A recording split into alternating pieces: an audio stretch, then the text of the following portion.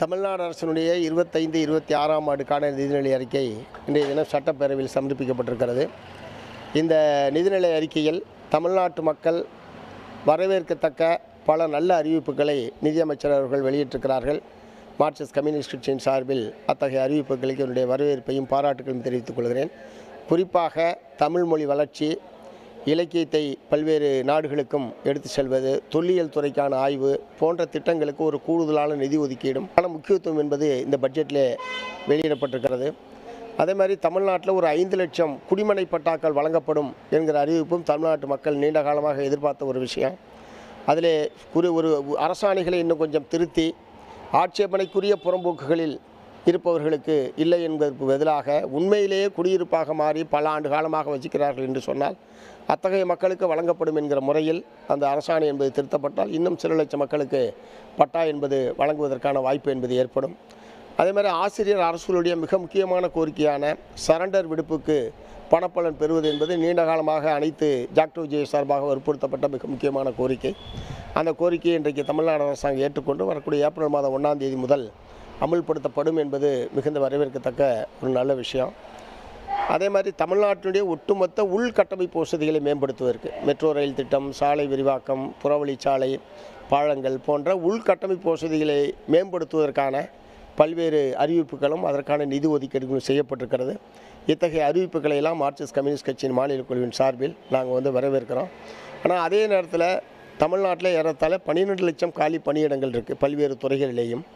உதாரணத்துக்கு மின்சார வாரியத்தில் மட்டும் ஏறத்தாழ 60,000 காலி பணியிடங்கள் இருக்குது.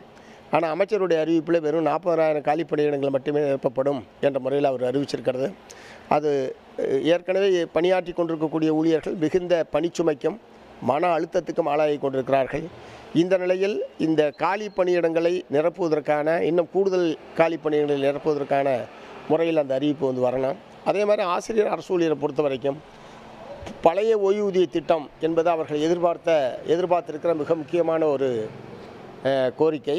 ஆகவே நிதிநிலை அறிக்கை விவாதத்துக்கு பிறகாவது பதிலளிக்கிற போது மாண்புமிகு நிதியமைச்சர் அவர்களோ அல்லது மாண்புமிகு முதலமைச்சர் அவர்களோ அது சம்பந்தமான ஒரு அறிவிப்பை வெளியிட வேண்டும் என்கிற எதிர்பார்ப்பு ஆசிரியர் அரசு ஊழியர் மத்தியில் இருக்கிறது.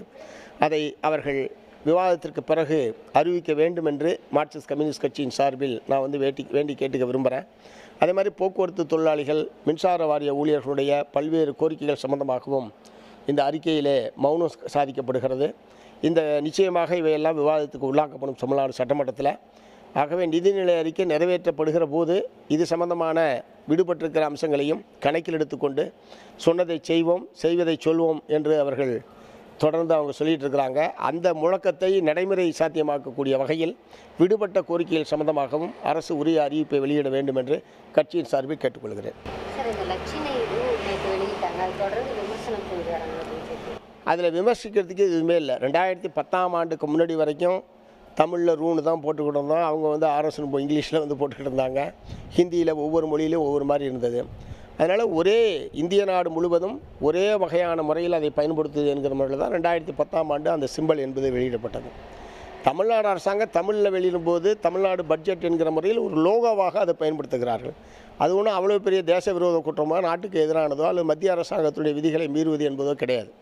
இதை எதையாவது ஒரு பிரச்சனையை எழுப்பி அதை சர்ச்சையை ஆக்கிக்கிட்டே இருக்குன்றதையே வழக்கமாக வைத்திருக்கிற ஒன்றிய பிஜேபி அரசாங்கம் அல்லது பிஜேபி கட்சி தலைவர்கள் ஒன்றுமில்லாத உப்பு சப்பு இல்லாத ஒரு பிரச்சனையை பெரிய பூதாகரமாக ஆக்கி கொண்டிருக்கிறார்கள். ஆகவே லோகோ வெளியிடுவது என்பது ஒவ்வொரு அந்த செய்தியை சுலபமாக மக்கள் மத்தியில் கொண்டு போய் சேர்ப்பதற்கான ஒரு வழிமுறை தான் லோகோ வெளியிடுவது என்பது. அந்த முறையில் தான் அதை வெளியிட்டிருக்கிறாங்க. ஆகவே அது வேணுமெனே அவங்க சர்ச்சையாக்குறாங்க என்பது என்னுடைய கருத்து. உடனுக்குடன் செய்திகளை தெரிந்து கொள்ள சன் நியூஸ் பெல் ஐகானை கிளிக் பண்ணுங்க.